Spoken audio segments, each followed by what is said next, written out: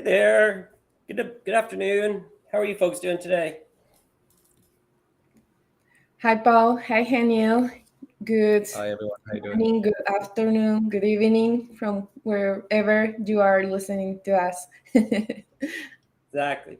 Sorry to unexpectedly call you out like that, but keeping you on your toes. so, All good. so welcome everybody from everybody else. Hi, Diana, Danielle, thanks for being here. And again, everybody else, wherever you are in the world, for joining us today. It's the virtual edition of the Boston Healthcare Technology User Group. We were actually just talking about our schedule. For those that are just joining us, it's worth noting that our schedule is that we have a virtual meeting the first Wednesday of every month. And so that's in the metaverse. Speakers can speak from anywhere in the world, and attendees can join in from anywhere in the world. And then on the fourth Wednesday of every month, we're back to in person. So we're doing in-person meetups at the Greater Boston Microsoft office, and we stream those globally as well. So our plan is to continue with our mission, which is essentially to serve the global healthcare technology community by providing world-class speakers. And our goal is really that we just get more folks interested in this exciting industry and offer them opportunities to learn more and to grow. And so far, we found the best way to do that is just by providing outstanding world-class speakers and participating in some cool events like these meetups that we host. And so I'd like to start today by just doing a couple quick housekeeping reminders. If you want to join our insiders list, you can hit the BOSHUG.url, and there's links up there for the insiders list as well as meeting schedules. And then remember, we have a home on Discord, which is at discord./healthcare.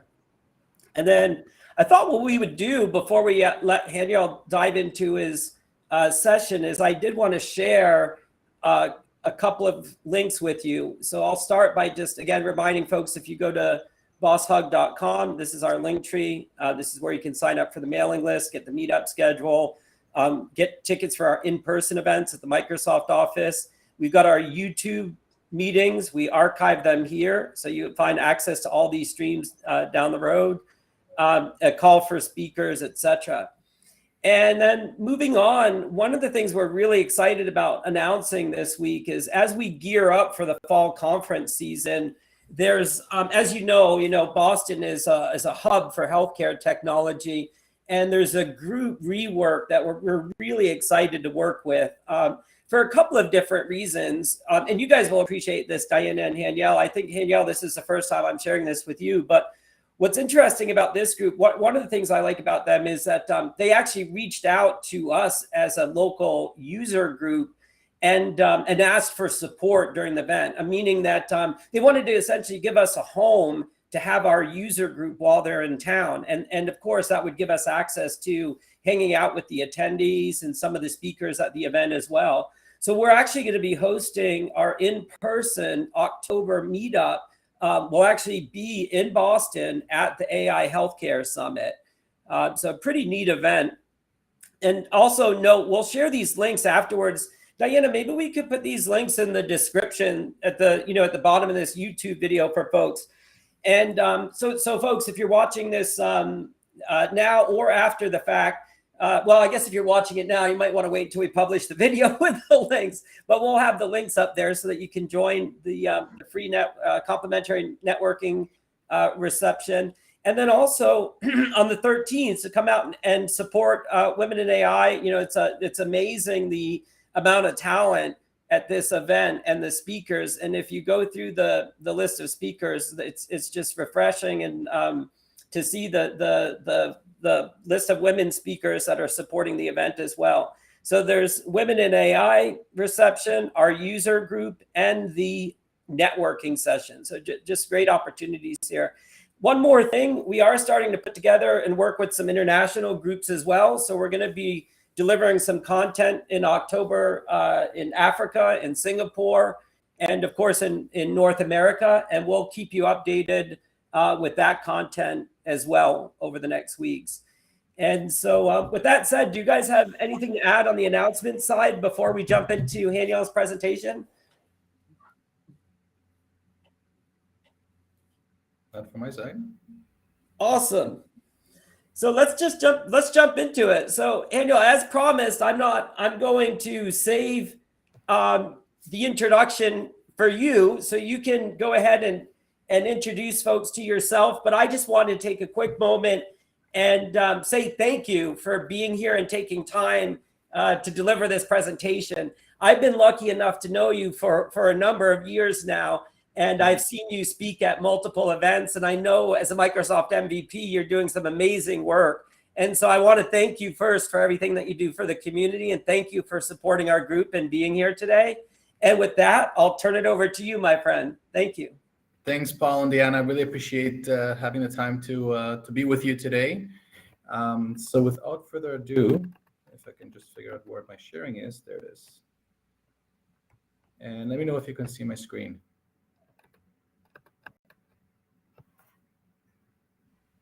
Is it coming through? I can see your, oh no, maybe that's the background. Let's see. Is that a screen, Diana, or is that his background? Can you click on something? So you should see basically a glucose test or a message. There we go. Now it's up. Oh, it's up. Okay. Yeah, so go for it. I'm going to be speaking to the slides. Please let me know if there's any sort of delay in the system or anything. I'll slow down. All right. So the name of the discussion today is around a personal case study, managing diabetes using the Power Platform. So for those who don't know me, my name is Haniel Kratura. I'm an associate director for Protiviti. I lead the global Power Platform practice. I'm also acting as an enterprise architect. I love to automate anything. That's one of my passions in life, to simplify things. As Paul mentioned, I'm a Microsoft MVP, 6 years in a row. I do a lot of speaking engagements globally. A few years ago, I've published a book on Agile Office 365. Again, this is just another area that I was interested in. It's like try to simplify, try to automate, try to streamline what I do. So that's me in a nutshell. Now, if you know me, you know that every opportunity that there is to present or to speak, I'm there. I'm very passionate about it. Giving back to the community, and so it's usually around the topics that I work in, whether it is SharePoint, whether it is Power Platform, something technical in nature. I was very fortunate about 3 years ago to have my youngest daughter Eden join me. So she was actually, at the time, she was I think she was 8 years old. It was on her birthday. And she came on stage with me, and she was presenting on how to use Microsoft Teams Mobile. It was her first ever presentation. It was the first time on a stage in front of about 50 people in the audience, and she killed it. She did amazing. She loves robotics. She loves math. She's a great pianist. If you ask her what she wants to do when she grows up, she has her mindset. She is going to MIT, and she wants to be an engineer, systems engineer, AI, everything we're talking about today, women's in AI. I see her future in that. So this is her a couple of years ago, very happy, always smiling kid. And literally a year ago tomorrow, she was diagnosed with diabetes. And this happened over a span of about a couple of weeks, where she started getting tired, no energy, started feeling unwell. We have no history in the family, so we had no idea what was going on. And she was hospitalized on August 11th, about a day away from falling into a coma. That's how bad her situation was. And we had absolutely no idea. And this is basically, she's, it was a huge life changer for her. And you can only imagine what it's like. So I want to talk a little bit about what it means to live with diabetes, type 1 diabetes, and why I'm here today, and what I've been doing for her, and what I'm hoping to do for more people in her position in the community. So literally, it's a new life for her. Things are not the same. Whatever she used to do and how she used to do things are literally out the window. So the first thing is taking shots. And again, I'm just going to give a bit of a background. There's some of you who may not know what's involved, but every day she needs to take shots, 3 shots of insulin, one before every meal, plus an additional one that is slow acting at night. They are improving these therapy methods. In the past, it used to be that they only used to take 1 shot of insulin for the whole day. But what happens is your blood glucose goes up and down. You're trying to avoid the highs. You're trying to avoid the lows. You're trying to stay balanced. And so today, the therapy is to take 3 shots a day. It also requires a lot of pricking. So the shots is one thing. You can take them in the stomach, in the leg, in the arm. But then to test your blood level, your glucose level in the blood, you have to do finger pricking. You do it once, you do it twice, not a big deal. You do it every single day, multiple times. The skin and the level of pain, it just keeps increasing over time. So you don't get used to it. The next thing is about food, right? A child, when they see, oh, look, there's an ice cream truck, I want to go eat something, or I just want to grab a snack. She can't do that. She's limited to having her meals carefully planned out in 3-hour iterations or minimum of 3 hours between meals, because she needs to take insulin every time she wants to eat something. Now, this is the carbohydrate-rich foods, right? So if she wants to have fries or breads or sugars or anything like that, she can have snacks in between that have no carbs. But how much do you want to snack on broccoli or other veggies? She's a little kid. She wants to eat the fun stuff. Now, what she eats. So every meal she takes has to be carefully planned. We need to weigh her food. We need to check the amount of carbs in each food. And based on that, we need to also determine what kind of ratios we need to give her with the insulin. And the ratios actually change over time. So we as parents need to monitor all the time. Once she decides on what she wants to eat, she can't really change. She can't say, you know what, I'm not going to eat this. I'm going to skip it. She can't, because then all of a sudden she has too much insulin. Or if she eats something, she says, you know what, I'm still hungry. Can I grab something else? It's very limited. She can now only have something that has no carbs, or we need to quickly calculate something that's going to come out to the same amount. So you can imagine the amount of planning and stress it puts on her as well as on us. Highs and lows. So as I said before, we need to keep her glucose level within a certain range. If it goes too low, she starts feeling a little bit faint, shaky knees. She needs to sit down. If it goes too low, she can actually lose consciousness and worse. If it goes too high, also she doesn't feel very well. And then if you keep high sugar levels over a long time, it can actually cause long-term effects on vision, on your organs, and other detrimental effects. And that's why today the therapy requires multiple shots versus just one, so that you can avoid having the long-term highs. And so she needs to monitor her glucose all the time. Now, those are some of the life-changing events that she has to go through. Now, you have to think about it. She's 11 now. As a kid who has to think about all these things all the time, it is actually consuming her. She wakes up in the morning thinking about it first thing.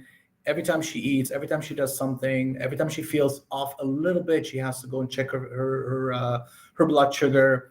We're told that if she ever gets sick, she needs to be monitored 24 hours all the time. We have to take a day off work because she all of a sudden can go into an extreme high or an extreme low, or certain things can happen to her body.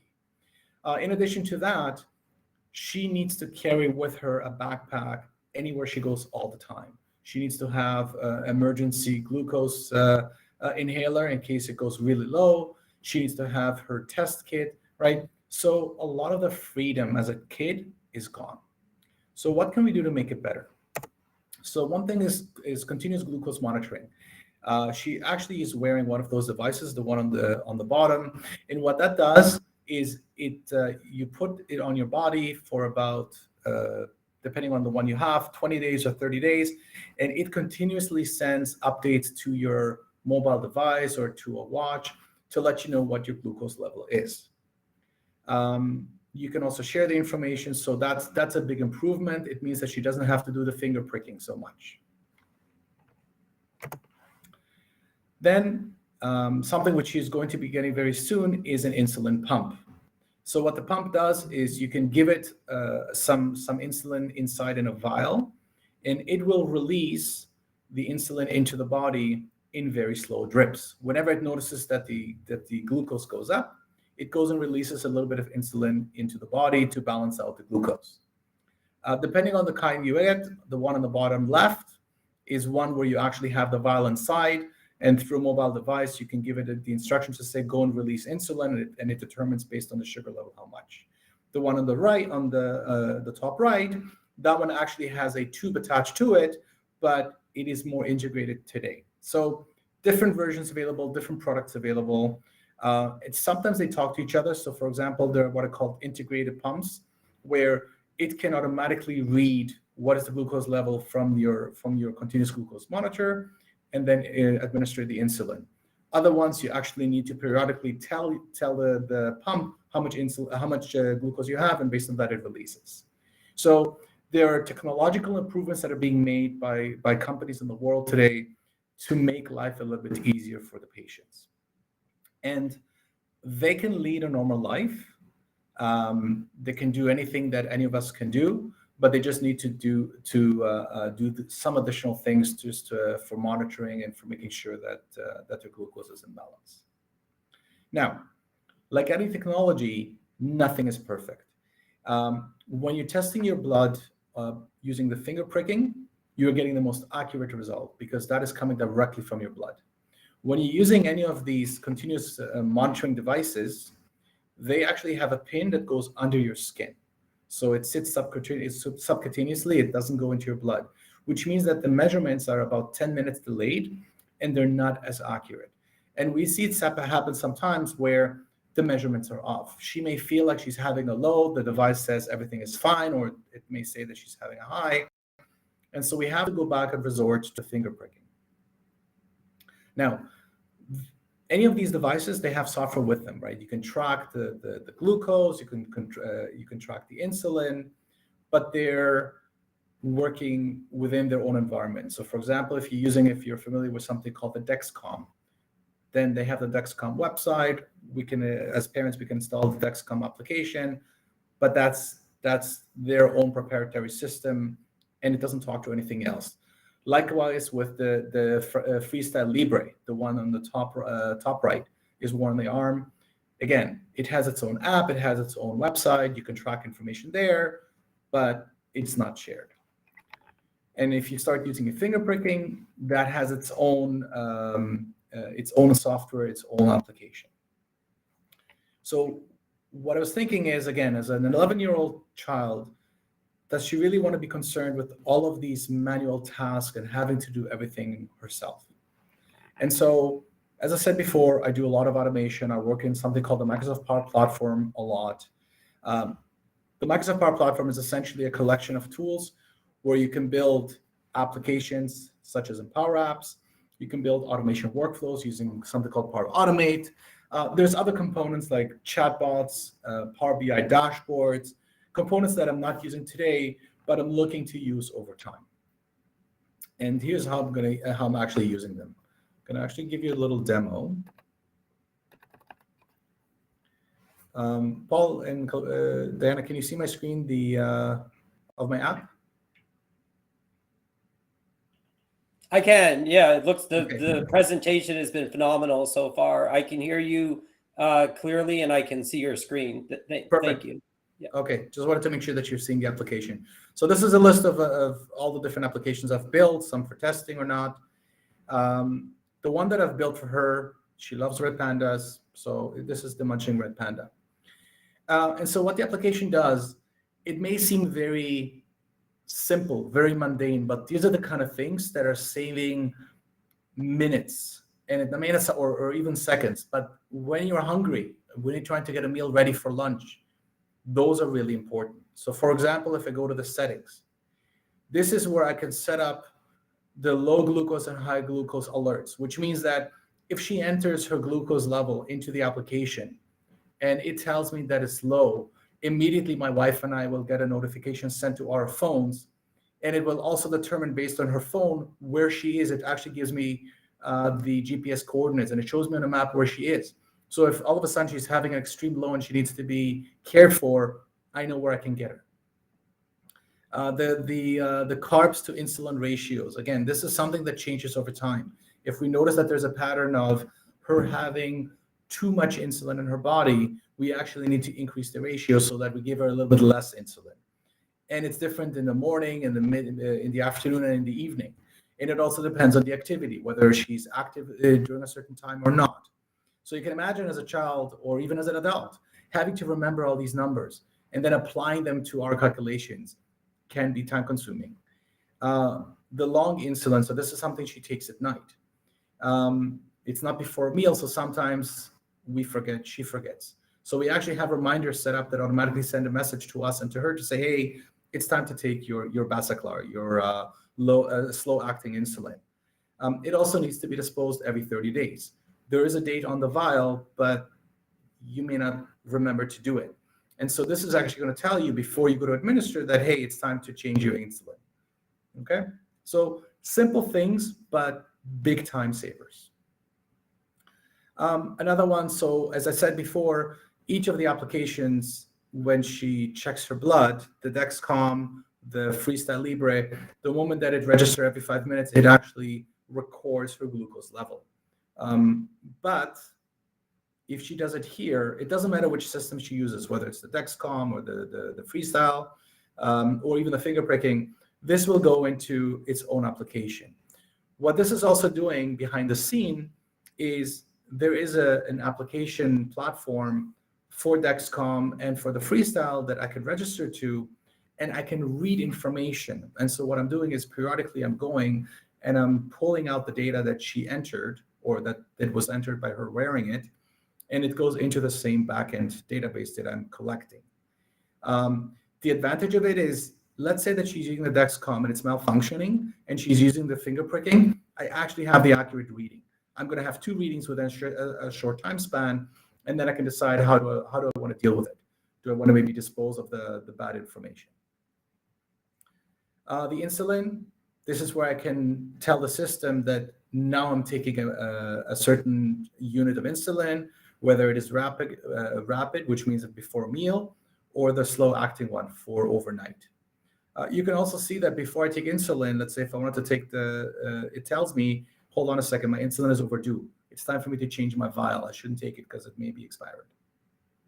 So again, simple things like that allow me to collect all of that information. I can look at my log, so I can see what happened at a certain time. When was insulin taken? I can see highlights. Oh, wait a second, the insulin here is high. Okay, I can pay attention to these specific events. I also can filter my information. Do I want to look at only my insulins or my meals? And now, what is to her and to my wife and I most important is the meals part, the meal planning. Why? Because this is where we spend most of our time. So Eden is a creature of habit. She likes to eat similar things at similar times. So for breakfast, she loves having her Eggos, or maybe she wants to have her cereal or some granola and an apple. And so what we can do here is we can actually create a meal for her. So let's say this is today's lunch. And for today's lunch, I'm going to have some pizza. Okay, so I have some cheese pizza and I have some homemade pizza. You know what? Maybe there's another pizza that I want. So I'm going to search here. And this is actually going to go, and it's going to connect to a website called Nutrition IX, which is a commonly used website for dietitians. And it gives you information about carbs, fibers, etc. So by searching for a certain type of food, I can actually find a specific nutritional information. And she wants to have a veggie pizza. So I'm going to select the veggie pizza. And you can see as I click on a different one that the values on the bottom are changing. So I'm going to select this veggie pizza. I'm going to say, okay. And now this is my pizza that I added. And I'm going to say, you know what? I'm going to eat 30 grams of that. I'm going to add that to my meal. I'm going to say save. And so now I have today's lunch. There's my pizza. All that my wife and I have to do is do this planning, and we can do it maybe the day before, the night before.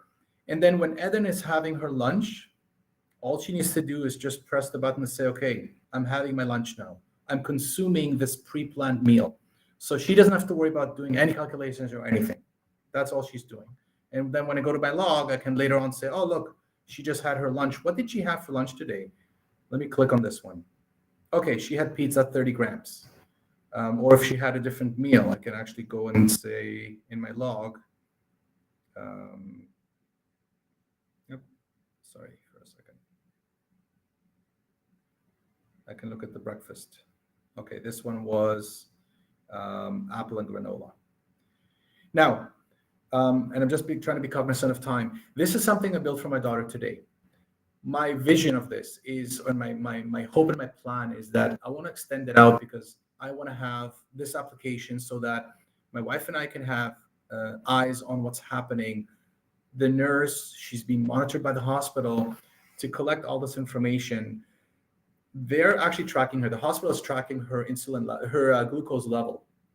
But I believe that by tracking the specific meals, the specific type of foods, that can maybe help with research, where they start to collect data from my daughter. But if we can open it up and track anonymous data where no patient name is given, just the patient number, and then the hospital, and maybe even in the future networks of hospital, start tracking information for their patients to say, what are they consuming and how is that impacting the insulin based on age, based on gender, based on weight, based on all these categories, that can maybe even further help improve the treatment that my daughters and others are receiving. Back to you, Paul and Diana. Well, it's such an amazing presentation, Daniel. Again, I want to, just thanks for being part of today. I'm sure a lot of folks have maybe some technical questions, and we'll be sure to include your details in the description so that folks can follow up with you on how you implemented the technology behind the scenes. And as we were warming up for this session, we had a brief conversation. We made an early announcement to you prior, but I'm actually going to talk about it online now as well. And this is that we have we are planning a very impactful event on November 29th and 30th. And so this will be in conjunction with Microsoft and some of the larger partners in the Boston area. We're going to be holding a tech community days focused on healthcare technology. And so I'd like to just offer you an official invitation to come back and share more about this amazing work that you're doing. And also, if I can provide any introductions to some of the folks at the AI event that we were talking about as part of the introduction, let me know. I mentioned that because of something you said in the end. You said one of your goals was that that you were hoping that you could continue to aggregate and make use of the data that you're collecting in a productive way, right? And maybe even enhance that. And so, of course, in the world that we live in today, the minute we start talking about aggregating data and using it to solve health problems like this, the first thing that comes to my mind is machine learning and AI, right? Yeah. And so maybe there'll be some, and I know you already are doing a little bit in this space as well, but maybe there'll be some folks there that might have an interest in picking up the conversation with us. So let me I'm just going to extend that invitation and remind you about the AI event. And just one more time, from the bottom of my heart, Daniel, I thank you for coming out and supporting our community and taking time to present today. It was just an amazing presentation. So thank you so much. And thank you for having me. It was great to be here. Of course. Thank you. Cheers, everybody. We'll see you in a couple of weeks in person, and then the first week of September. I can't believe it's September already. We'll see you virtually again. Cheers. Yep. Thanks. Bye-bye.